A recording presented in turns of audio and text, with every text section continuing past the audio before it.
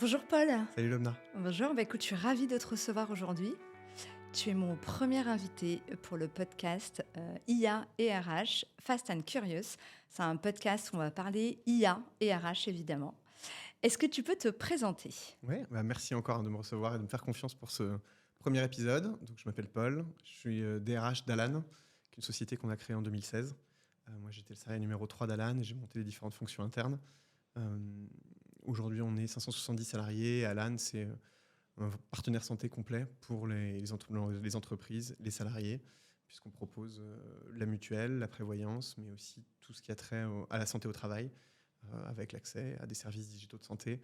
Donc une offre extrêmement complète. Et au quotidien, on est gros utilisateur d'IA, donc ravi de pouvoir avoir l'occasion d'échanger avec toi là-dessus. Super.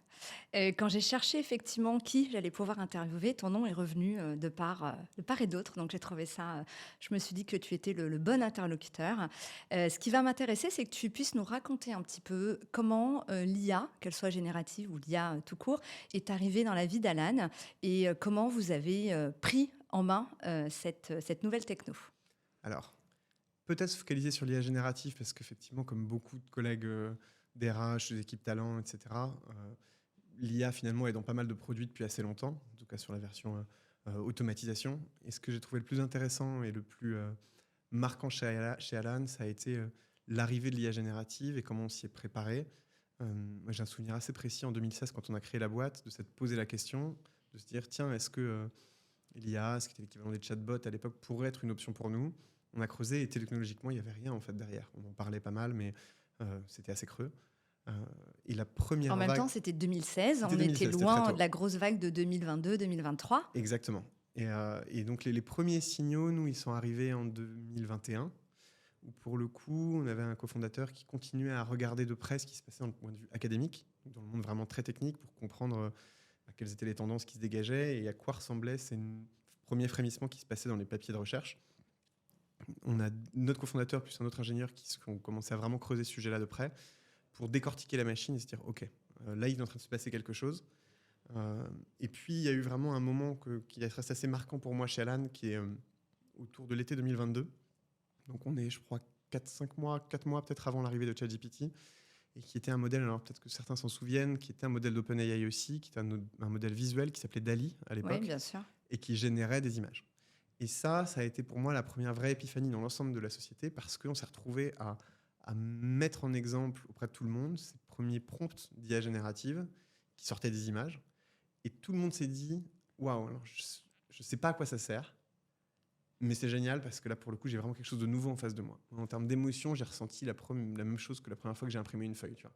Ouais. Et là, tu te dis, il se passe quelque chose et il va falloir qu'on apprenne à gérer cette nouvelle technologie. Parce que Tu veux dire quand même que votre adoption des IA génératives a commencé non pas par le texte, mais plutôt par l'image. Complètement. Ça, Et c'est intéressant comme approche. Je suis convaincu, j'en parle beaucoup avec, surtout des RH, mais même n'importe quelle personne dans des sociétés où pour l'instant, l'IA générative n'est pas encore extrêmement ni maîtrisée, ni poussée. Je trouve que l'approche par l'image, elle est extrêmement intéressante parce qu'elle te permet d'éviter toutes les confusions un peu classiques de se dire ChatGPT, c'est Google, et puis les réponses ne sont pas de bonne qualité, etc. Absolument. Et c'est facile, l'image, ça nous parle à tous. Et il y avait ce que je trouvais très utile chez DALL-E, qui était, je fais un prompt très simple et j'obtiens plusieurs réponses.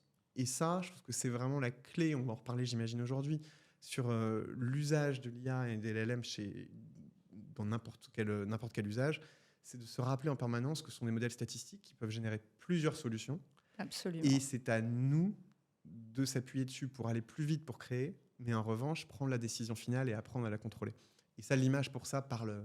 Une image vaut 1000 mots là-dessus. C'est hyper puissant. Ouais, je suis complètement d'accord. C'est très puissant. Et quand je me suis formée, j'ai commencé aussi par l'image. Et effectivement, le cheminement ensuite vers les prompts et vers le textuel est quand même beaucoup, beaucoup plus intuitif. Ouais.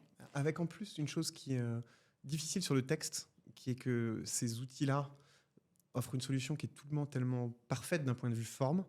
Le texte est sans faute d'orthographe, il est structuré. Bien sûr. On n'a pas les habitudes, le cerveau formé pour se dire que quelque chose est beau esthétiquement et ressemble à une bonne réponse, mais en fait, le fond est nul. Il va falloir développer parmi les soft skills qu'il va vraiment falloir développer. Il y en a beaucoup, mais l'esprit critique, ça va être un vrai sujet. Et savoir reconnaître le vrai du faux, c'est aussi l'étape d'après, ouais. Exactement. Et le OK. visuel là-dessus l'aide, parce que quand tu vois ton bonhomme avec 6 doigts, tu sais tout de suite que Il manque un il manque truc, ouais. quelque chose. Enfin, il y a Enfin, il y quelque en a un chose en trop. trop. Il manque rien, il y a un truc en trop, effectivement. Exactement. Et du Euh, coup, quand vous avez commencé donc avec, Dali, ouais.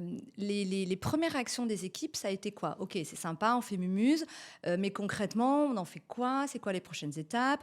Comment vous êtes passé de l'image, au texte? Comment vous avez abordé ça auprès de vos équipes? Et surtout, quelles ont été leurs réactions? Parce qu'on connaît toutes les peurs que, l'IA, peut générer. Il y a eu beaucoup d'excitation, il n'y a pas eu de peur.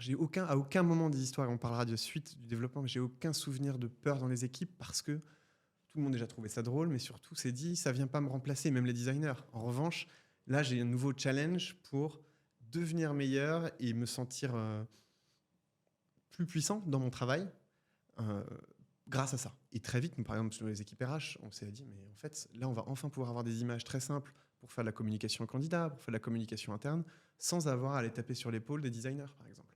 Et ça, pour le coup, c'est quelque chose qui est très puissant et excitant pour des équipes. Ah, tu touches le doigt sur un sujet. Alors, quand on s'est préparé, enfin, Ouais. quand on a fait notre call de préparation, je t'ai dit, ce sujet, pour moi, c'est le cœur du sujet. C'est l'empowerment Ouais. des RH, mais des populations RH, évidemment, au sens large, et des salariés. Tu mets le doigt sur un vrai sujet où, effectivement, longtemps sur le visuel et sur d'autres choses, hein, on est tributaire d'autres personnes en interne. Et là, on se réapproprie l'ownership des sujets en traitant les sujets de A à Z. Et ça, pour moi, c'est hyper important. Oui. C'est clé, et ça, je t'en reparlerai parce que pour moi, ça va être le cas sur la data. Et un des plus gros enjeux pour moi, il est de construire la réciproque de ça. Comment est-ce qu'en tant qu'RH, je suis capable d'empower, tu utilisais ce mot en anglais, les autres On équipes n'a en leur toujours pas trouvé distribuant. l'équivalent Non, français. mais Alors, si tu as, je suis preneuse. les accompagner, les rendre plus forts, plus complets en tout cas, en leur envoyant le savoir RH. Et ça, c'est un truc qui m'intéresse Alors, on énormément va depuis y venir 2024. parce que Ouais. ça, c'est le Je tiens cœur après. du sujet Ouais. et le ou les cas d'usage que vous avez choisi. Mais je reviens juste effectivement le passage entre l'image et l'excitation, etc., et tout ce qu'on peut en faire en termes de cas d'usage RH et l'appropriation par les équipes et surtout, OK, on a fait Mumuse avec les images, mais concrètement, comment je m'en sers dans mon travail? Comment vous avez fait cette bascule? Alors, je sais que vous avez quand même la particularité que l'un de vos fondateurs a mis des billes dans Mistral, je crois. Donc forcément, vous aviez un lien avec l'IA poussé par la direction. Dans certaines boîtes, ça vient par la DSI, par d'autres, ça vient par le terrain. Donc chez vous, il y a eu ce lien avec vos fondateurs, mais c'est venu par où et comment ça a été vendu, partagé avec les équipes? Alors c'est même beaucoup plus fort que ça comme lien. C'est pas du tout qu'un lien financier, c'est vraiment c'est nos cofondateurs qui sont aussi à l'origine de ce projet-là, étaient cofondateurs de Mistral. Mais au-delà du sujet Mistral, euh, si j'essaie de faire quelque chose qui est aussi réplicable et utilisable par tout le monde, c'est on voit ce sujet sur les équipes et sur les images. Et la première chose qu'on dit, c'est OK, là il se passe quelque chose qui dépasse le simple académique. On va d'un côté être capable de vous expliquer, puisqu'on a suivi dans les papiers de recherche, à quoi ça correspond, qu'est-ce que c'est, où est l'état de l'art, et qu'est-ce qui peut se passer dans les prochaines années. Pour aussi que chacun commence à prendre du recul en disant, OK, dans chaque métier, comment je vais être impacté et qu'est-ce qui va me toucher. Et ensuite, on a mis en place au moins des binômes pour chacune des équipes, chaque métier, en recrutement, en people, en data, chacun des métiers chez Alan, en disant, maintenant, vous avez parmi vos objectifs l'obligation de faire de la veille et suivre des articles sur Twitter, des images, rencontrer des gens pour savoir ce qu'il se fait comme usage de ces outils-là dans votre domaine de compétences. Donc il y a eu un investissement très lourd de notre part sur récolter, parce qu'on est encore à un stade où beaucoup de gens cherchent des idées. Et c'est comme ça Absolument. on pourra en reparler, mais c'est comme ça que tu te dis, tiens, cet outil que tout le monde imagine comme une capacité à résumer des conversations et puis à écrire des emails mieux, non, en fait, c'est des outils qui sont hyper forts pour te donner des frameworks, pour préparer des séances, pour accompagner des managers, pour aller chercher davantage d'informations chiffrées. Et ça, ce sont des outils, des usages, si tu n'en as jamais parlé, tu tombes pas dedans Absolument, naturellement. ouais. Donc, on met chacune des équipes en mode un peu recherche et ouverture. Le deuxième thématique qui arrive assez vite, puisqu'à ce moment-là, en plus, on a un ancien d'Alan qui crée un portail d'accès qui permet donc, globalement d'accéder aux différents grands modèles qui étaient OpenAI, ceux d'Anthropic. Il n'y avait pas encore Mistral à l'époque, de manière sécurisée, pouvant tourner en local. Donc on met un outil simple qui ressemble un petit peu à ce que j'imagine être Copilot d'aujourd'hui, mais D'accord. pour permettre à chacun d'accéder simplement à ces outils sans avoir à utiliser, moi je vais sur OpenAI avec mon téléphone Mmh. portable, moi je vais contourner, et puis pour nous permettre aussi, au-delà de mettre un portail facile, savoir qui utilise ou pas. Parce que j'ai besoin de mesurer qui est en Les taux avance, qui est à la d'adoption. rue et avec qui je dois former. Donc ce que je comprends, Paul, c'est que déjà, il n'y a pas eu de forte résistance au changement des équipes. Est-ce lié à votre culture d'entreprise? Est-ce que c'est lié au fait que ça a été amené, de façon progressive, bien avant que tout le monde en parle, de ce que je comprends? Est-ce que c'est aussi lié au fait que ça a été amené par les images, donc le côté un peu ludique? Mais là où effectivement c'est pas très clair pour moi, c'est le passage entre l'image et la vraie utilisation dans nos métiers. Donc ça, c'est un 1er point sur lequel je voudrais qu'on revienne. Et ensuite, donc, au-delà de la population RH, tu disais effectivement, et c'est une très bonne idée, de mettre dans les objectifs des métiers et des autres collaborateurs de l'acculturation, de la veille, participer à des workshops, etc. Donc, comment ça s'est fait concrètement? Alors, c'est vrai que je n'ai pas du tout reparlé de la transition vers le texte. Le fait, il n'y a pas de peur parce qu'il y a beaucoup d'excitation, en fait. C'est-à-dire, là, on est sur quelque chose de nouveau et on nous offre un cadre de travail qui n'existe pas dans d'autres entreprises où je vais pouvoir le tester. Et donc, chacun se voit à quel point. Et puis, je pense qu'il y a beaucoup d'enthousiasme dans la manière c'est apporté aussi, y compris par le management, en fait. En Est-ce disant, qu'il n'y a pas aussi quelque chose, je revenais à ouais, votre culture, parce que vous avez une culture chez Alan qui est très forte, qui est aussi ouais, clivante. ouais. Tout le monde n'est pas fait pour travailler chez Alan, et c'est ce qui fait qu'on a une culture ou qu'on n'a pas de culture.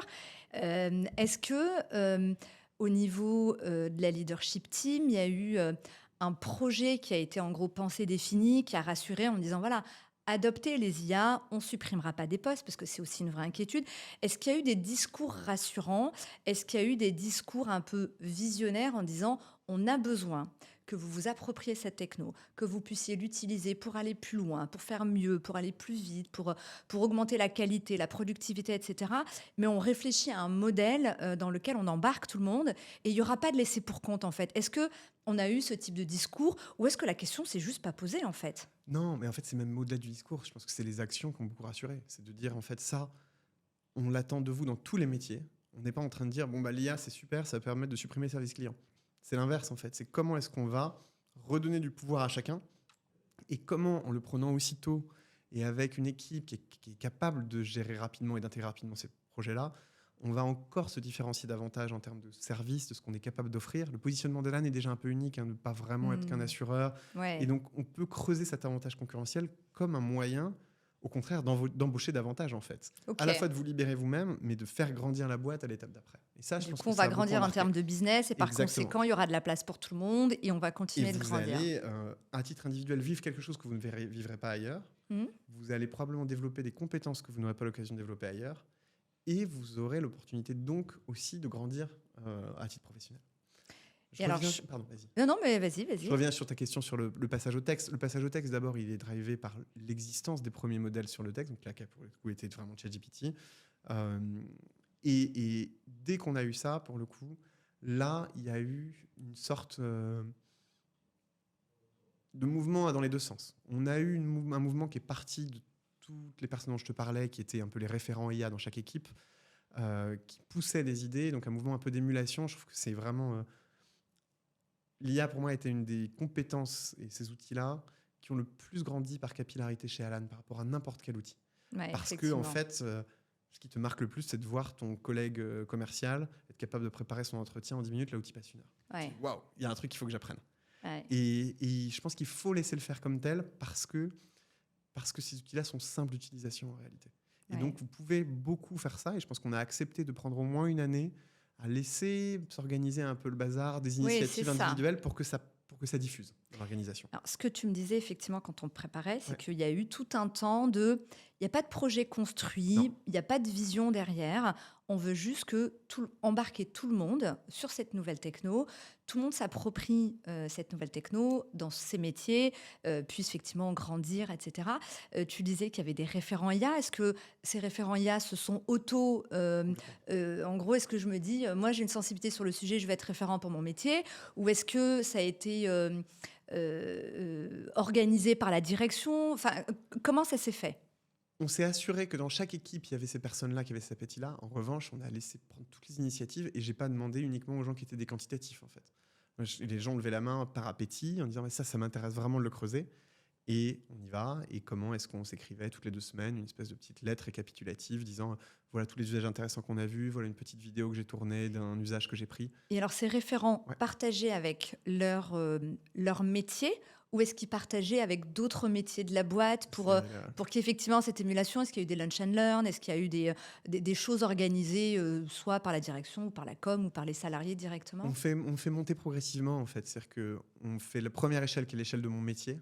Et dès qu'on voit que l'usage peut se déplacer, ce qu'on fait typiquement, ce qu'on fait les commerciaux, peut aussi servir pour le talent, pour la crise, pour le recrutement. Et donc Absolument. ça, on le partage. Et on regarde, on se dit, ah, ok, ça c'est chouette.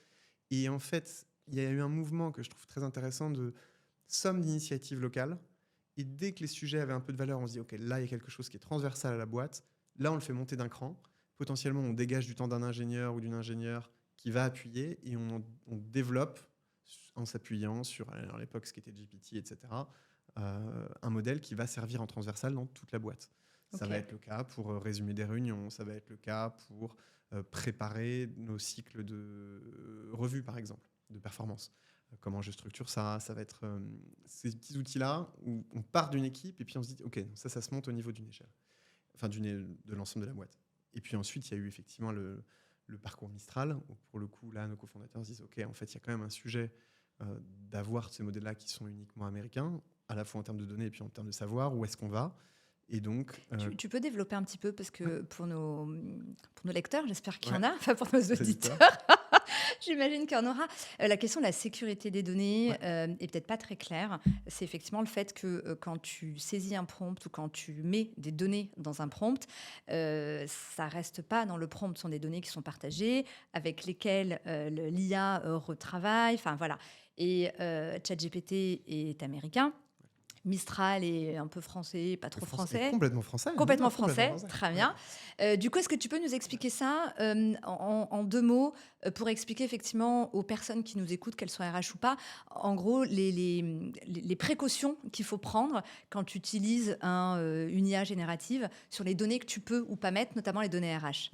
Pour le coup, je vais alors, réponse rapide, mais après, je vais donner un peu plus de Oui, comment je vois les choses. tu peux Exactement. développer, bien sûr. Réponse rapide, pour le coup, le sujet, c'est est-ce que les données que j'envoie, elles seront ensuite transférées dans le pays d'origine pour être réutilisées pour entraîner le propre modèle et donc potentiellement aussi ressortir, puisqu'une fois qu'ils sont entraînés, la data peut ressortir. Donc, nous, l'enjeu, c'est comment est-ce que les informations business qu'on souhaite garder tournent uniquement en local et ne sont pas utilisées pour l'entraînement. C'est pour ça qu'on utilise cette surcouche d'accès au modèle qui nous permet aussi à la fois de se dire est-ce que les salariés d'Alan l'utilisent bien, mais en plus s'assurer de comment ils l'utilisent. Après, sur le fond, à nouveau, ce qui est pour moi aujourd'hui, dans l'état de l'art, un LLM qui marche bien, les assistants qu'on peut utiliser, c'est ni plus ni moins que une première couche d'expertise technique dans chacun des métiers qui peut exister, à laquelle individuellement j'ai accès. Grâce à ces modèles-là, je sais faire un peu de base de données, de data, je sais faire une requête en SQL dans les bases de données d'Alan, y compris les données RH. Je sais faire un peu de design, je sais dessiner, je sais préparer un pitch client ou une interview. Et ça, finalement, c'est comme si j'avais un expert junior avec moi de ce métier-là. J'ai pas aujourd'hui un degré d'expertise qui sont des degrés d'expertise ultra poussé, et c'est tant mieux, ça c'est encore les humains qui l'ont, et Bien on pourra sûr. parler de la mécanique, de comment j'articule les deux. Mais donc, en termes d'usage, je n'envoie pas de données dedans, dans ces modèles-là, que je n'aurais pas moi-même traité à la main, en fait. C'est-à-dire, j'ai le même degré de confidentialité que si Ok. j'avais eu à faire Market SQL moi-même. Les données RH sont des données sensibles, il n'y a qu'une certaine population qui y a accès. Les Ok. données business. Enfin, pour le coup, il y a vraiment un parallélisme complet. Encore plus si tu imagines ces modèles-là comme des petits assistants qui sont à côté de toi, quoi. Et donc, les règles de privacy, notamment, elles s'appliquent exactement de la même façon qu'elles s'appliquaient il y a encore 2 ans, quoi. Alors, ça me va bien. Alors, tu parlais tout à l'heure de, effectivement, quand tu envoies tes données dans un LLM, tu ne sais pas où elles vont, comment elles sont traitées, est-ce qu'elles servent pour retravailler, enfin, refaire travailler la machine, enfin, pour entraîner la machine. Du coup, vous travaillez, tu me disais, vous avez utilisé une surcouche. Ouais. C'est que vous utilisez, en gros, un LLM en circuit fermé, on est d'accord? Exactement. Alors, tous ceux qui utilisent des LLM en circuit fermé ont une vraie frustration parce que les modèles sont moins entraînés, il y a moins de data, etc. Donc tous, à l'unanimité, nous disent que c'est bien parce que c'est sécurisé, parce que c'est imprégné de notre culture, de nos data, de notre environnement et de notre contexte, mais c'est beaucoup moins puissant que ce que peut proposer un LLM, on va dire, ouvert. Oui, mais c'est là où en fait, tu places ton curseur en fonction des usages. Là, tu es déjà en train de faire entre guillemets, un fast-forward. Donc, je passe sur comment je fais en sorte que les équipes montent en compétences, la création de Mistral, sur lesquelles en plus on peut derrière s'appuyer. Et tu arrives même fin 2023, qui est notre étape d'aujourd'hui, qui est de dire, bon, maintenant que tout le monde est acculturé, aujourd'hui, j'ai tous les collaborateurs chez Alan. Le dernier pointage, on était, je crois, 90% des gens qui l'utilisaient quotidiennement, sachant que ça D'accord. inclut les gens d'arrêt maladie et en vacances. Donc, vraiment, toute la boîte l'utilise quotidiennement. Avec des usages forcément plus ou moins poussés, mais c'est devenu une norme de travail. Très bien. Une fois que tu as obtenu ça, comment j'apprends à me focaliser sur les bons projets et ceux qui ont de la valeur pour la boîte et ceux sur lesquels, versus ceux pour lesquels je serais OK pour avoir une solution externe. Et dans ce que je qualifie de bons projets, en tout cas ceux sur lesquels nous on veut investir, à quel degré est-ce que je souhaite pousser? Est-ce que finalement un premier assistant qui tourne sur mes datas existantes avec un petit modèle à la Copilot suffit? Est-ce que j'ai besoin d'utiliser un modèle qui tourne en circuit fermé que j'ai déjà utilisé? Ou est-ce que j'ai besoin d'aller encore plus loin et là d'aller bosser directement avec les équipes de Mistral pour leur dire, là, il faut que je puisse pouvoir entraîner un modèle sur un subset de données qui est celui-ci, je vous le Très passe, bien. et comment on le construit. C'est pas du tout le même coût, c'est pas du tout la même lourdeur, C'est clair. mais pour le coup, j'ai besoin d'avoir une réponse qui soit adaptée. Et moi, j'ai aujourd'hui la conviction que 80% de mes usages ils sont largement suffisants D'accord. avec un modèle local et une documentation interne bien faite et un prompt bien fait. Alors, on va y venir à la documentation. Ça fait 2-3 fois Oui, que tu nous parles de data. oui. Alors, je ne vais pas partir sur le cliché des DRH qui ne maîtrisent pas les data, mais aujourd'hui, il y a un vrai flou artistique sur ce que sont, enfin, c'est quoi le big data RH, c'est quoi les HR analytics, comment on les gère, comment on les traite. Le RGPD, on a beau dire, c'est une loi qui date de 2018, mais très honnêtement, alors j'ai des stats que je ne vais pas dire parce qu'on va se faire taper sur les doigts, mais il y a un nombre impressionnant de boîtes qui ne sont pas en règle. Là, les projets IA nous ramènent vers ce sujet data qu'on avait un peu mis de côté. Alors, toutes les boîtes sont pas, Ouais, ont pas, mais tu as le droit de pas être d'accord, ouais. hein, c'est une vision qui n'engage que moi. Et en fait, comment vous avez géré cette partie de data? Il me semble que vous êtes très, l'écrit est important, donc tout est documenté, etc. Donc j'imagine que le passage, l'utilisation des IA autres que génératives est plus facile. Comment vous avez géré cette partie data? Ouais.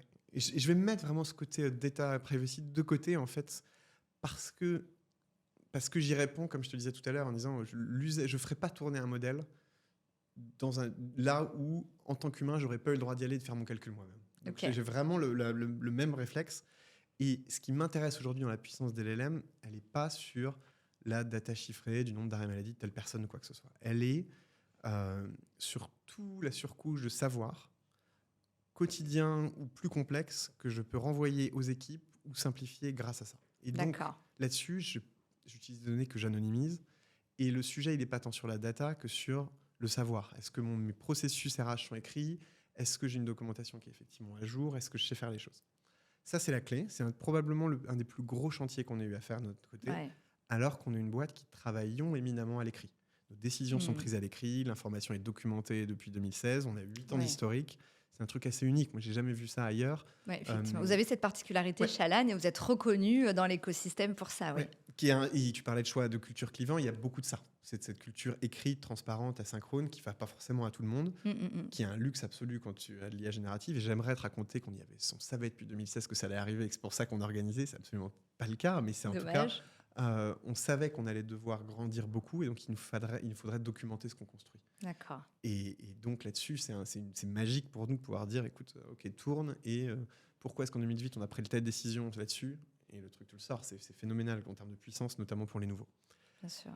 Donc maintenant, même dans une boîte où les process sont déjà documentés, mettons, je vais prendre un exemple très simple, que je veux mettre en place, qui est un des premiers chantiers qu'on a pu faire nous, qui a été un premier assistant de réponse aux questions du quotidien RH, et même on va prendre les choses très matériel, tout ce qui va avoir trait à la paye, tout ce qui va avoir trait aux avantages salariés et aux congés.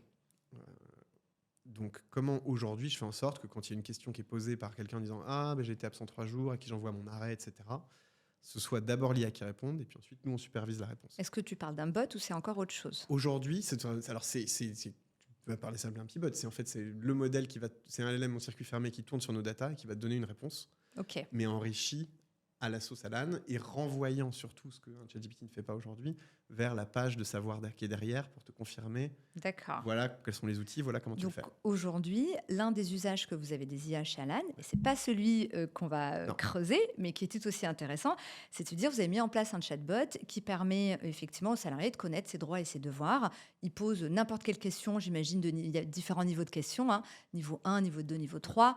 Il y a des questions auxquelles le bot répond, les questions, on va dire, assez classiques, basiques. Et puis dès que ça monte en complexité, j'imagine qu'il y a un système de workflow et ça arrive ou pas chez quelqu'un de l'équipe, c'est bien ça? En fait, dans tous les cas, même, c'est ça ma conviction, c'est que en fait, le point d'entrée aujourd'hui vers des questions RH de base, et comme dans tous les métiers, est traité par l'IA. D'accord. Et ensuite, nous, quelle que soit la réponse, on a quelqu'un de l'équipe qui est un peu d'astreinte et qui supervise la qualité des réponses pour 2 raisons. Un, s'assurer qu'il n'y ait pas de bêtises. Mhm. Et surtout, si la réponse n'est pas de qualité, on les fait noter de 1 à 4. Si elle n'est pas à 4 sur 4, la personne est en charge de reprendre la documentation sous-jacente pour D'accord. la retravailler et l'améliorer de façon à être lisible par l'IA. C'est un des très gros enjeux euh, qu'on sous-estime souvent. C'est non seulement il faut que ta documentation soit écrite, mais qu'elle soit lisible simplement par ces modèles-là. Ouais. Et là, tout change. Je te parlais tout à l'heure de ces réponses très structurées qu'on n'a pas l'habitude de voir comme potentiellement bêtes. Ben là, c'est l'inverse. J'ai des documentations qui étaient très belles, avec des beaux graphiques, des images, etc. Ça lit pas La bien, machine, ouais. ça lit pas les images Ouais, correctement. absolument. Et donc, comment Ouais, est-ce que je retransforme mes process internes en une suite d'instructions claires, simples? Il y a un avantage qui tourne un peu, c'est que ces modèles-là eux-mêmes sont très forts pour te permettre de rédiger une documentation rapidement qui est Oui. structurée. Et donc, tu peux rattraper ton retard quand même. ok. Ça marche très bien.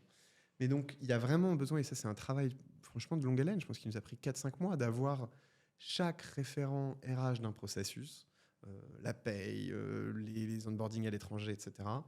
euh, Suivre les questions qui sont posées, la qualité, et améliorer constamment la qualité de qualité. la source. Il y a un vrai sujet parce qu'aujourd'hui, beaucoup d'entreprises attaquent la question de l'IA par les bots. Et je Ouais. comprends, c'est le plus gros pain point, c'est effectivement ce temps que les équipes RH, les équipes paye passent à répondre à des questions niveau 1, niveau 2, niveau 3, avec un manque de réactivité, non pas par manque de volonté, mais par, voilà, les journées font 24 heures, pas plus. Et effectivement, le réflexe numéro 1, c'est de mettre en place ce bot. Et moi, je trouve que c'est vraiment puissant en termes de qualité, de réactivité. Après, ça se prépare et la qualité des réponses du bot dépend de ta base de knowledge management. Garbage in, garbage out, c'est toujours la même histoire. Ouais. Mais Et alors, je retiens juste, pardon, je te coupe, mais pour une boîte comme Alan qui documente tout, quand tu dis que vous avez mis 4 à 5 mois pour vous mettre d'équerre, j'ose même pas imaginer le temps que mettrait une boîte où les process sont pas écrits, où les process sont flous, les choses sont pas structurées.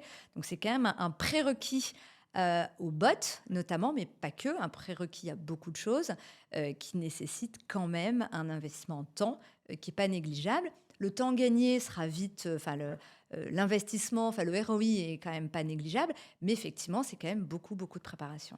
Ça en est. Alors, le 4-5 mois, pour moi, il est pour aboutir à vraiment des réponses de qualité, y compris sur des cas pas beaucoup traités. En fait, il y a un moment où tu n'as pas testé le modèle dans des coins. Et en fait, il y a besoin de cette supervision de long terme pour t'assurer que tu restes à la page. Ce qui m'a beaucoup intéressé là-dedans, et en ça, je sais que le chantier bot est beaucoup vu sur comment est-ce que je suis plus efficace, donc je gagne de l'argent, je peux supprimer des postes en RH, etc. Moi, je l'ai vécu à l'inverse, comme un moment où l'ensemble de l'équipe, on parlait d'empowerment tout à l'heure en mauvais français, s'est senti pour la première fois, ok, là je suis en train de travailler sur un produit en fait.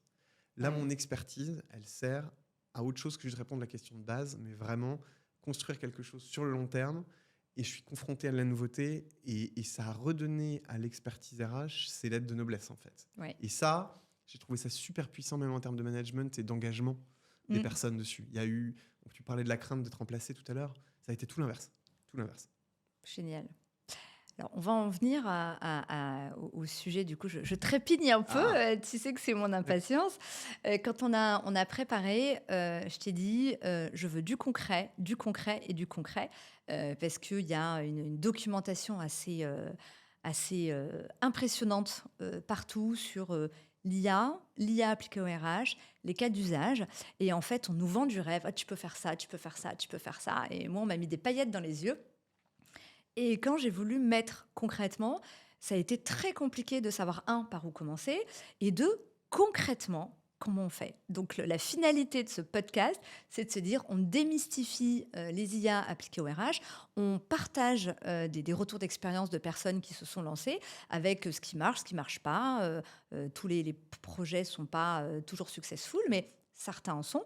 Et ce qui m'intéressait, c'est de me dire, voilà, avec toute la phase exploratoire que vous avez eue, tout l'investissement en temps que vous avez mis, toute la liberté que vous avez donnée à vos équipes pour créer des choses, pour tester des choses, à quel moment vous vous êtes dit là-dessus, soit on a un pain point, soit tu disais tout à l'heure, nous maintenant on maîtrise le sujet, mais on a besoin que ce soit repartagé avec les équipes. Donc ouais, comment on utilise ça? Donc première question, c'est comment vous en êtes arrivé à choisir the cas d'usage? ouais, Pourquoi celui-là? Et évidemment, comment vous avez fait concrètement? clair. Je trouve qu'on continue, ce qui est intéressant, c'est qu'on continue le fil de l'histoire de tout C'est à très l'heure, en linéaire, fait. hein, Exactement. effectivement. C'est dans le temps et c'est très Mais linéaire. on voit qu'on passe des étapes en maturité, en fait. Et ça, je pense que c'est un cheminement que n'importe quelle entreprise, même ceux qui se sentent aujourd'hui, on dirait, à la ramasse en disant, je suis en retard, etc. J'écoute le podcast, je dis, ça se rattrape vite, en fait. Ce qui est formidable avec ces outils-là, c'est que vous pouvez vous former quasiment vous-même, puisque c'est dans un langage, vous n'avez plus la barrière de comment j'interagis avec cette machine-là. Et ça, c'est extrêmement riche, que vous pouvez rattraper rapidement. Alors, je me permets Ouais. juste un truc. Euh, Oui, pardon. je suis pas complètement d'accord et c'est bien. Euh, Aujourd'hui, il y a certaines entreprises qui se sont mises à l'IA. L'IA est arrivée par le business, ou est arrivée par la direction, ou est arrivée par la DSI. Donc, il y a des clés d'entrée qui sont très différentes. Et on a des niveaux de maturité des entreprises françaises qui sont très différents. On a l'écosystème start-up qui a un niveau, les grands groupes un autre, les PME, les ETI, les assos. Donc, on a quand même un environnement qui est très hétérogène. Euh, je me suis posé la question de me dire, est-ce que les entreprises qui ne se sont pas lancées aujourd'hui sont en retard? Et en fait, en discutant avec les uns et les autres, en fait, les entreprises sont en retard, mais je pense qu'elles ne sont pas en retard sur l'IA, elles sont déjà en retard sur la digitalisation. Donc je referme la parenthèse, mais avant l'IA, il faut vraiment terminer notre transfo et notre digitalisation. Premier sujet, après je te redonne la parole. Après, tu me disais, ah, j'ai perdu le fil. Tu disais on est en retard et tu m'as dit autre chose. Euh, Oui, je t'ai dit qu'on pouvait se former, on caricature peut qu'on peut se se former former. soi-même. On peut se Exactement. former soi-même. J'ai trouvé, à titre perso, que c'était très compliqué de se former soi-même. Alors, je dis maintenant avec du recul que l'IA, c'est la revanche des littéraires, où Oui, effectivement, avant, si tu ne savais pas coder, si tu n'avais pas un exactement. esprit tech, voilà. C'est vrai que là, le champ des possibles est énorme, mais là encore, il y a tellement de documentation que savoir par où entrer, c'est compliqué. Mais surtout, je crois que dans nos métiers, alors c'est un parti pris, hein, dans notre métier, tu ne peux pas te former à l'IA si tu n'es pas accompagné par quelqu'un qui connaît ton métier. C'est-à-dire que quand moi j'ai voulu me former, j'ai rencontré des geeks qui maîtrisaient l'IA, je connaissais beaucoup de DRH qui maîtrisaient leur métier, mais j'avais besoin de quelqu'un qui ait cette double compétence pour comprendre mon besoin, mes enjeux, mes contraintes, le cadre légal, l'onboarder sur la culture de ma boîte, etc. Et que lui ou elle puisse m'accompagner sur le fait d'intégrer de l'IA là où il y a des besoins. Et même si, pour beaucoup, effectivement, ils ont commencé à bidonner, etc., la plupart des gens qui ont dit ChatGPT, c'est nul, sont des gens qui ne savaient pas prompter, qui n'ont pas été pris Exactement. en main, etc. Donc oui, parce qu'il y a des gens qui ont la capacité à bidouiller, à les trouver, les infos, etc. Et tu as beaucoup de gens, et je pense que, sans vouloir généraliser, mais pour avoir beaucoup discuté avec des personnes de la fonction RH, on a un peu besoin d'être pris en main pour dépasser déjà cette première crainte, peur, rebut, on l'appelle comme on veut, et ensuite, par où commencer, quoi. Mais qui passe beaucoup par l'échange, en fait. Donc ça peut être je pense que la démarche nous qu'on a fait avec, ou à l'époque il n'y avait même pas de boîte de formation qui pouvait faire ça. Quand j'évoque, Maintenant, il y en a il y en a, c'est quelques-unes. vrai, c'est vrai. Mais quand j'évoque même Twitter, par exemple, c'est ça qu'on faisait en fait. C'est d'aller chercher le contact avec Mais des tu m'as gens fait rire qui parce que là, quand ouais, on se bah oui, préparait, tu m'as dit que tes équipes faisaient de la veille sur Twitter, bien sûr, enfin sur X ouais, et maintenant, sur X désormais, ouais. et j'ignorais qu'effectivement, il se passait des choses sur X. Euh, Si, mais parce qu'en fait, tu es encore à un moment où on papillonne et où chacun va chercher des petits cas d'usage intéressants. Et je vais te donner moi un exemple qui m'a vraiment marqué et que j'ai moi-même beaucoup repoussé auprès d'autres RH et qui d'ailleurs fait un peu le pont avec un des gros projets qu'on a aujourd'hui, qui est une des énormes forces de ces outils-là, dès lors qu'on est passé au texte, des LLM, c'est de donner des réponses avec beaucoup d'empathie et beaucoup de framework, beaucoup de cadres sur comment ouais. approcher une situation. Et ça, c'est un exemple parfait pour accompagner des managers, en fait, pour gérer une situation RH. C'est ça, c'est Hop, une de hop, nos hop, skills. hop, hop. Faut On pas en que tu reparlera. spoil. Non, non, mais tu vois déjà comment, en fait, cette idée-là, Ouais, elle vient pas si tu n'en as pas parlé. Parce que sinon, tu as l'image de je vais écrire des mails plus vite. Et en ouais. fait, non. Aujourd'hui, ça va être des outils qui sont très utiles pour m'apprendre à gérer une relation de management, par exemple. Et ça, en fait, ça Alors, vient au tu fur as et à mesure. complètement raison. Ouais. C'est vrai que quand on pense IA, on pense Créativité, rédaction, rédaction. Ouais, rédactionnelle, ouais, création de contenu. Effectivement, c'est le gros de l'usage aujourd'hui ouais, et c'est dommage parce que les LLM peuvent t'aider à faire plein de choses. Ils peuvent t'aider à gérer des situations. On va en revenir au coaching, sans ouais. spoiler là encore. L'IA, enfin les LLM peuvent t'aider à critiquer ton travail, à analyser du texte. Il peut t'aider à faire beaucoup plus que du rédactionnel. Ouais. Le rédactionnel n'est qu'une partie des fonctionnalités que peut te proposer un LLM. Et alors là, du coup, je voudrais qu'on rentre dans le vif du sujet de comment vous avez choisi. Donc, tu m'expliquais quand on se préparait que vous aviez décidé, comme premier gros cas d'usage d'entreprise, pour élargir en gros, pour empowerer vos managers, vous avez décidé de travailler sur un outil de coaching, vous l'appelez comme ça ou autrement.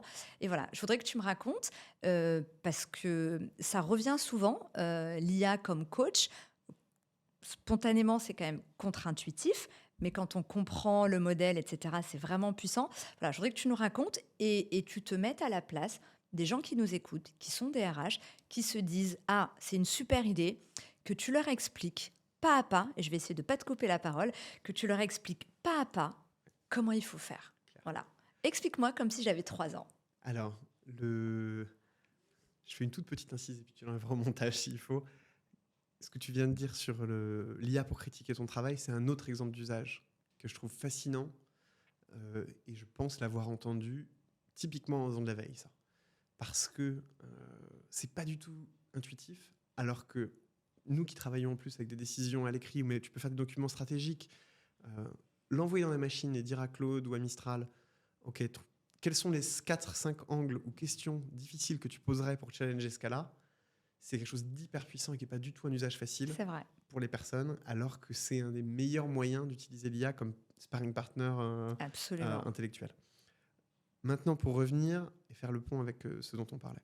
Euh, Historiquement, là, on arrive fin 2023, on a papillonné, on a ouvert beaucoup de sujets, on a remonté quelques projets de productivité au niveau de la boîte. Et se pose une vraie question aujourd'hui que je pense énormément de sociétés doivent se poser encore aujourd'hui, c'est quelles sont les thématiques sur lesquelles je souhaite être en avance, mais c'est même pas qu'une question d'avance, c'est je souhaite être Rattraper mon retard. propriétaire, oui, rattraper mon retard pour certains, mais je souhaite être vraiment propriétaire de l'outil parce que il y a une patte, il y a quelque chose spécifique à ma société. Ça peut être une patte business, ça peut être une patte culturelle, ça peut être un avantage concurrentiel à protéger. Versus qu'est-ce que j'accepte d'être un usage qui viendra par des produits de masse, par exemple. Aujourd'hui, on a poussé beaucoup d'initiatives chez Alan au quotidien. On a créé des petits outils pour pouvoir faire de la transformation de texte en français à des bullet points structurés en anglais, simplifiés. Mais ça, c'est des outils qui, dans le Samsung 24 ou S25, seront déjà disponibles, en fait. Et Ouais. donc, avoir du temps d'ingénieur d'Alan là-dessus n'a pas de sens. Si ce n'est nous acculturer davantage et faire en sorte que ces usages-là deviennent des habitudes dans la vie. Tu sais, j'ai toujours des anecdotes qui m'ont marqué. Ça a été vraiment, par exemple, des collaborateurs qui m'expliquent qu'ils ont préparé la chasse au trésor de leur anniversaire de leur enfant en Génial. utilisant l'IA. Et là, tu te dis, ah, ben, tu vois, tu commences à avoir pris le pli parce que tu y as Ouais. pensé sur des usages très personnels. Et C'est ça, c'est des bons marqueurs.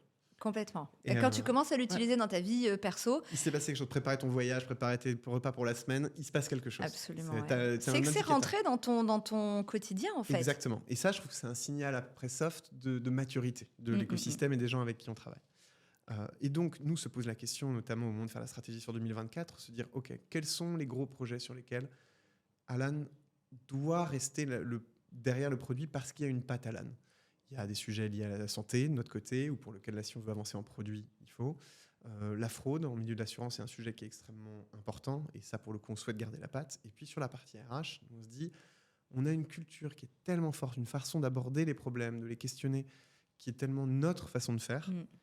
que ça, je ne peux pas me permettre de le déléguer, au-delà de la sensibilité des données qui sont derrière. Et donc, s'il y a bien un projet RH sur lequel je souhaite garder la main, c'est celui du coaching et de du management chez Alan, à la sauce Alan. Et on reboucle avec ce que je te disais tout à l'heure, qui est comment je vais distribuer un savoir qu'on a créé à force d'expérience, de répétition, parce qu'il y a beaucoup de ça dans l'art RH. Il y a de la Bien répétition, en sûr, fait. Beaucoup bien de managers sûr. qui viennent te voir en disant J'adore que on tu va parles de jamais. l'art RH, Bah, j'adore, si, mais mais ça c'est me pas va une science. C'était bien, vraiment, pour moi, t'es vraiment dans l'artisanat et et complètement. le geste qui s'affine au fur et à mesure. Je pense que J'adore. mes Je premiers vais, je cas vais le garder compliqués, c'est celui-là, vrai. hein. Bon, tant Ouais, mieux. ouais. I Non, will mais tu steal vois with pride. comment Complètement. t'ajustes et comment tu t'améliores au fur et à mesure. Et ça, on doit pouvoir le renvoyer aux équipes. Et ça a Mm. été notre objectif de se dire, de la même manière que les data scientists ont créé un premier outil pour que nous, RH, on puisse utiliser la data, comment est-ce que, grâce à l'IA, je transforme tous les managers chez Alan en des coachs et des managers À la sauce à ouais. expérimentés RH à la sauce Alan.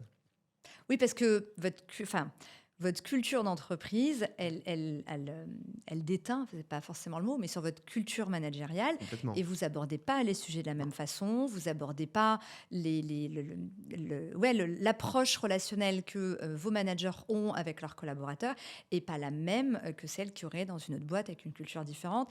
Et je reviens juste sur le fait que Alan est connu dans l'écosystème comme ayant une culture très forte, très à part. Et quand on parle de valeurs, souvent, enfin pour beaucoup de boîtes, les valeurs c'est un peu accessoire, un peu market. Mais en fait, chez Alan et chez les boîtes qui ont une culture forte, les valeurs sont un vrai outil de décision en fait. Et quand tu parles de ta politique managériale, enfin de ta culture managériale, c'est imprégné de ta culture. Et même si en fil conducteur, il y a évidemment le droit du travail, etc., l'approche va pas être la même. Exactement. Et en fait, alors moi, je remercie tous les jours le ciel d'avoir des cofondateurs qui se comportent comme on dit qu'on se comporte. Parce que ça me simplifie la vie, en fait, ce que tout le management suit. Et ça, je sais que c'est pas le cas partout pour en discuter avec des RH. Mais effectivement, nous, la culture qu'on a construite dès le tout début, elle s'appuie sur des valeurs très simples, notamment la transparence radicale, la responsabilité distribuée, qui sont des marqueurs un peu sur lesquels Alan est le plus connu, qu'on pousse au bout et qui nous ont juste donné la boussole pour tous les salariés en disant comment on prend une décision chez Alan, qu'est-ce qu'un comportement qui est valorisé, qu'est-ce qu'un comportement qui n'est pas OK. Ok. Et sur cette base-là, tu vois déjà à quel point ça vient influencer ta manière d'approcher des sujets, d'évaluer de la performance, de mettre Absolument. des signaux RH en disant là ça va pas. Et donc ça, on a besoin de le protéger et de le faire diffuser. Quand on embauche plus de 100 personnes par an, bah, c'est des gens qui, dans 6 mois, 1 an, vont eux-mêmes devenir des managers. Et si je ne les ai pas acculturés, je ne les ai pas équipés pour maintenir cette culture-là, la protéger, la faire vivre, dans 2 ans, j'ai plus de culture d'entreprise où on a complètement shifté. Et c'est ça notre obsession. Et donc, l'idée de se dire, est-ce que je peux mettre dans les mains, dans la poche, sur l'ordinateur de chacun de mes managers, chacun de mes coachs chez Alan, un outil qui va permettre d'aborder une situation, quelle qu'elle soit, de la décrire. Voilà ce que je vis avec un salarié qui est en retour de congé paternité, dont la performance n'était pas géniale avant, comment je le réembarque, comment je vis la situation de quelqu'un à qui j'ai refusé une promotion sur ce tour-là, qui ne comprend pas pourquoi, qui est démotivé, qu'est-ce que je peux dire, qu'est-ce que je ne peux pas dire. Donc des situations très concrètes qu'on vit nous au quotidien et pour lesquelles on a en réalité déjà un peu notre playbook. En tout cas, on a des idées de questions qu'on a déjà écrites. Et c'est vrai que nous, on avait cet avantage d'avoir documenté ça. Oui. On a les traces de qu'est-ce qu'on a répondu à un tel. Et donc, on se dit, là, je suis dans un univers où j'ai des LLM qui sont très forts pour me donner des réponses empathiques, structurées, avec des vrais frameworks pour aborder des problèmes, qui ont la créativité ou en tout cas la capacité à à reformuler qu'aucun humain n'a. Mmh. Et donc, dès lors que je vais lui poser une question managériale, va être capable de me proposer 10, 15 questions différentes pour aborder un même thème. Et moi, je pourrais choisir celle qui me correspond. On se dit là, on tient quelque chose pour en faire un outil d'accompagnement au management. Et nous, déjà en RH, dans nos équipes, on s'est rapidement, un des premiers usages qu'on avait, c'était comment je m'appuie sur Mistral ou sur Claude pour préparer mes entretiens bimensuels qu'on peut avoir entre nous. En disant, Ok. tiens, voilà, quel est le message que j'aimerais faire passer à ma collaboratrice. Euh, Aide-moi à le reformuler. Comment tu le mettrais pour mettre davantage l'accent sur tel ou tel aspect? Ça marche très très bien et je vous conseille tous de l'essayer parce que vous voyez l'intelligence de ces modèles-là en termes de vous aider à passer l'angoisse de la page blanche qui Ouais. nous empêche de faire du feedback souvent. Alors, pour avoir testé ChatGPT, j'ai pas testé Claude, mais bon, ça marche pareil, hein. Sur la partie coaching, je trouve que c'est hyper puissant. Alors, certains vont te dire, ouais, mais les managers, est-ce qu'ils sont vraiment à l'aise à l'idée d'aller poser des questions à un outil? En même temps, je pense que certains sont pas non plus très à l'aise à l'idée de poser la question à leur RH. Et ça arrive trop Donc, tard, on le sait. La et puis plupart du souvent, temps, ça voilà, arrive on trop tard, arrive quand malheureusement. la maison a déjà Exactement. brûlé, Exactement. voilà. Mais ce qui est puissant, c'est de se dire que pour toute situation que vit le manager, que ce soit pour annoncer une bonne ou une mauvaise nouvelle, pour annoncer une formation, pour gérer un conflit ou faire une médiation entre deux personnes, pour, euh, pour fixer les objectifs, pour préparer les entretiens annuels, pour faire du feedback. En fait, c'est un peu comme à l'époque où l'iPhone est sorti, hein. Il y a une appli pour à peu près tout. Et là, en fait, il y a des réponses pour à peu près tout. Et j'en ai testé des dizaines et des dizaines. Et je suis bluffée par la qualité des réponses. Alors, moi, j'avais mis aussi les informations sur la culture de ma Oui, boîte, tout sur ça les prompté valeurs, correctement. etc. Ouais. Et c'est puissant. Et puis, plus tu travailles ton outil, plus il te donne des réponses qui sont adaptées. Et c'est vraiment puissant. Je pense que les managers peuvent assez facilement y aller parce que du coup, ça leur permet de le faire un peu en loose day. Voilà, on ne se rend pas compte de là où ils sont bons, pas bons. Ma question, c'est déjà, comment vous avez pensé cet outil? Est-ce que vous avez listé tous les cas ou toutes les problématiques rencontrées par les managers? Ou est-ce que vous en avez listé trois, quatre que vous vous êtes dit, allez, c'est les modèles les plus, enfin, les situations les plus communes? Concrètement, demain, moi, je veux mettre ça dans ma boîte. Comment je fais? Je le fais surtout dans l'autre sens. Surtout pas en me disant je veux tout régler. Là, c'est comme la création. Là, on parle, en fait, ce qui est génial, on parle de la création d'un produit par les Hmm. RH. C'est ça qui est Absolument. formidable. Et donc, comme dans tout Encore produit. une nouvelle casquette pour Ah, les non, RH. mais voilà. Bingo! Et comme toute la création de nouveaux produits, c'est je sors quelque chose rapidement qui répond peut-être à 75% des usages, mais je m'en fiche et je veux tester si ça marche, qu'est-ce que je dois changer dans l'approche. Et donc, l'obsession qu'on a plutôt était de se dire, parce qu'évidemment, tu commences avec des grands usages en disant ah, je vais déjà aller voir les copains de Mistral, on va s'entraîner sur un set de data anonymisé, on va télécharger tout le code du travail, plus des sources de droit qui nous inspirent, plus des bouquins de coaching qu'on aime beaucoup et qui font des références à la culture d'Alan. Euh, mais en fait, on a à cet instant T pas encore besoin de ça. On a besoin de quels sont les process clés, clairs, ce qu'on a déjà explicité, notre culture, nos principes de leadership, comment on gère du feedback chez Alan, à quoi doit ressembler une bonne revue chez Alan. J'ai besoin de quelques guidelines, quelques instructions en termes de droit du travail, droit social, quelles sont les lignes rouges qu'on a toujours tracées pour dire attention, à ce stade-là du processus, tu n'as pas le droit de dire ça, tu as le droit de dire ça. Là, tu parles en ton nom, là, tu parles au, niveau de au nom de la boîte. Là, ça doit être écrit, ça peut être fait à l'oral. Mais une fois qu'on a passé ça, ça nous suffit et on peut faire tourner. Là, on est encore au stade du LLM qui tourne en local, pour le coup. Et je pense qu'on pourra pousser le produit un cran plus loin, mais ça nous suffit aujourd'hui. Et ensuite, comment je le mets dans la main des managers et des RH pour le tester. Et nous-mêmes, en tant que coach ou de manager, en fonction de notre position dans l'équipe, euh, on est les premiers clients de ça. Tester, de se dire, OK, Bien est-ce que sûr. c'est intelligent? Est-ce que j'ai quelque chose qui est complètement impersonnel? Est-ce que l'outil me donne bien plusieurs réponses de façon à ce que je puisse faire mon choix? Là, on revient à ce qu'on Mhm. disait au tout début sur Je l'image. reviens juste Vas-y. au-delà de la Ouais. pertinence des réponses, je reviens juste un cran en avant. Qui crée cet outil chez vous? Ouais. Est-ce que vous avez des équipes IA? Est-ce que ce sont les ingénieurs? Est-ce que ce sont les équipes RH? Qui crée l'outil? Et vous le créez donc visiblement donc sur le LLM classique, Exact. en circuit fermé. En circuit fermé, donc avec cette fameuse portail qu'on utilise en interne. Et donc, pour le coup, on peut le faire entre RH. Moi, j'ai 2 personnes dans l'équipe sur ce projet-là. Un qui est plutôt notre data RH, donc il est un peu plus versé dans le quantitatif, mais il n'y aurait même pas besoin de ça. C'est simplement D'accord. qu'en fait, lui, c'est très bien prompté, il a beaucoup travaillé là-dessus. et une autre personne de l'équipe RH qui, elle, a une connaissance de la culture hyper fine, de tous nos processus. Et c'est ce mix d'une personne qui connaît bien l'IA et une qui connaît bien les process métiers et la culture, c'est ça qui marche. Et Ok. ensuite, pour l'instant, tant qu'on n'utilise pas un modèle entraîné spécifiquement là-dessus, j'ai pas besoin d'ingénieur. J'ai juste besoin de personnes qui travaillent un prompt très très détaillé, Alors, bien ficelé et alors, qui ça me choisit va. bien. Je Ouais. veux creuser encore. Ouais. Il y a quoi dans ton fichu prompt? Il y a, Demain, je retourne dans ma boîte, je veux créer je un crois qu'il y a à peu près outil. 700 lignes, donc il est énorme. Voilà. Mais On est loin des prompts du tu mets le qui non, tu on est es, le très loin de ça. On est format, très le loin de ça. ton. Voilà, donc 700 lignes, c'est C'est un énorme. petit peu, ouais. Mais il vient justement, en fait, Il y a se quoi, dire, il y a quoi, il y a quoi dans ton prompt? il y a qui je suis en tant qu'outil qui répond, donc ma position d'un manager expérimenté avec une culture RH. Il y a comment je dois répondre, quel ton. Il y a quelles sont les latitudes que j'ai, où est-ce que je peux avoir de la marge de créativité, là où j'ai pas le droit d'en avoir. J'ai pas le droit d'en avoir sur la culture d'Alan, j'ai pas le droit d'en avoir sur le droit social. Je peux en avoir sur le type de questions que je peux poser. Il y a le degré d'empathie que je mets derrière ça. Et nous, on souhaite pour le coup avoir quelque chose qui accompagne. Donc, au début, je peux absolument pas. Si on veut qu'il y ait un effet un peu waouh au niveau des salariés et donc de l'adoption, j'ai besoin d'avoir quelque chose qui fasse, on dirait chez Alan, un extra mile, qui aille toujours aller proposer davantage d'empathie, qui aille proposer davantage non seulement j'ai répondu à ta question, mais je peux te donner des étapes d'après. Je peux te donner des D'accord. questions supplémentaires. En fait, et ça, on fait tester beaucoup sur nous-mêmes en disant, OK, sur voilà quelques cas d'usage, est-ce que ça nous satisfait? Est-ce que si nous-mêmes, on avait donné cette réponse-là, on en serait content ou pas? Et puis, il y a les sources. Il y a toutes les sources de données qu'on Et inclut donc, dedans. donc, dans ton prompt, il y Ouais. a tout ce dont tu viens de nous parler.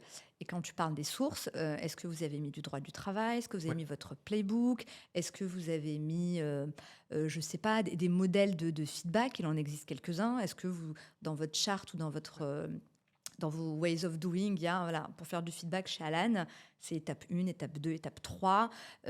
Voilà, qu'est-ce que vous avez mis dans ce prompt? Parce qu'on se rend compte finalement, et c'est un peu l'objectif de ce podcast, c'est se dire, mais en fait, il n'y a pas besoin d'ingénieur, je n'ai pas besoin d'une solution à 50 000 euros.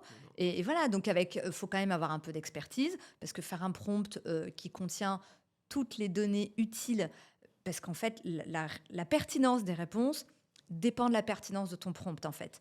Bon, après, tu peux aussi demander au LLM de De te t'aider à co-créer prompter. ton Exactement. prompt. Donc Exactement. voilà, du Ouais. coup, tu peux aussi contourner la difficulté. Mais voilà, c'est hyper important de se dire, un, j'ai pas besoin de beaucoup de budget.